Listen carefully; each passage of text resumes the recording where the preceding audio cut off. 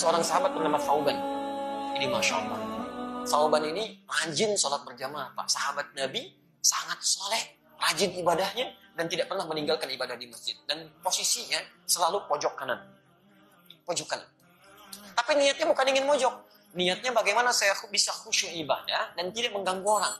Karena biasanya posisi di pojok itu pada umumnya tidak banyak singgungan dengan orang lain. Tidak banyak singgungan dengan orang lain.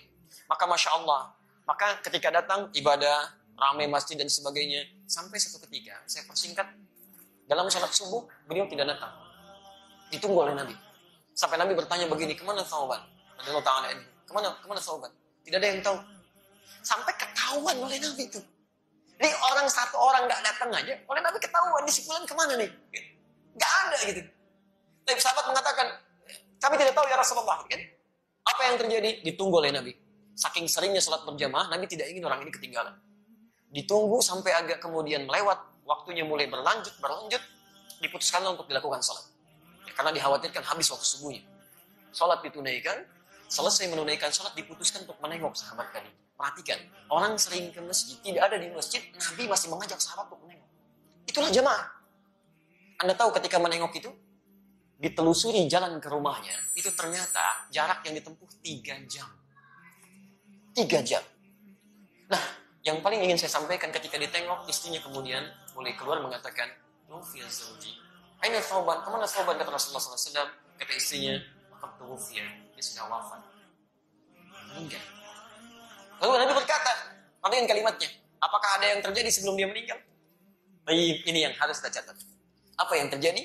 Kata istrinya, saya tidak merasa ada yang istimewa, tapi saya tidak memahami 3 kalimat yang diucapkan. 3 kalimat. Baik, apa itu? Nah, ini hikmahnya yang harus kita tangkap. Sebelum beliau meninggal dalam sakaratul mautnya, beliau mengatakan, kenapa nggak lebih jauh lagi? Kalimat pertama, saya tidak paham itu. Kalimat kedua, kenapa bukan yang baru? Katanya kan? Kenapa bukan yang baru? Dan kalimat ketiga, kenapa tidak semuanya aja? Rasulullah SAW tersenyum lantas menyampaikan, dan turun berita dari langit menyampaikan, teman-teman sekalian, ketika Thauban mengatakan kenapa tidak lebih jauh lagi, kita mesti pahami, sebelum seseorang meninggal dunia dalam sakaratul mautnya, itu akan ditampakkan keadaan Allah. Nah, ini ditampakkan bahwa ketika beliau berangkat ke masjid itu ditampakkan pahala-pahala kebaikan. Maka dia katakan, ya Allah, kenapa nggak lebih jauh lagi masjidnya? Sehingga ketika saya jalan itu mendapatkan lebih daripada itu. Bukankah langkah pertamanya mengangkat derajat di sisi Allah? Langkah keduanya menggugurkan dosa yang di bawah. Masjidnya tempatnya 25 lebih bagus daripada tempat biasa. Yang satu keduanya 500 tahun, dua ketiganya 500 tahun, tiga keempatnya 500 tahun. Kata sahabat Thauban, ya Allah, kenapa nggak lebih jauh lagi? Yang kedua, ternyata ketika musim dingin beliau berjalan, beliau menggunakan pakaian double.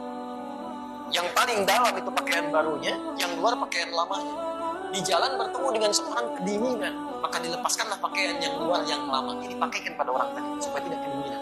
Ketika ditampakkan pahalanya, beliau berkata, ya Allah, kenapa bukan yang baru yang dulu saya pernah tunaikan? Kenapa bukan yang baru? Allahu Akbar. Dan terakhir mengatakan, kenapa bukan semuanya? Karena beliau telah terbiasa bersedekah pada orang, memberikan kebaikan-kebaikan, kadang-kadang berbagi dengan orang lain. Ketika ditampakkan pahalanya, Allah, kenapa nggak semuanya aja dulu saya kerjakan? Ada penyesalan dalam hidup.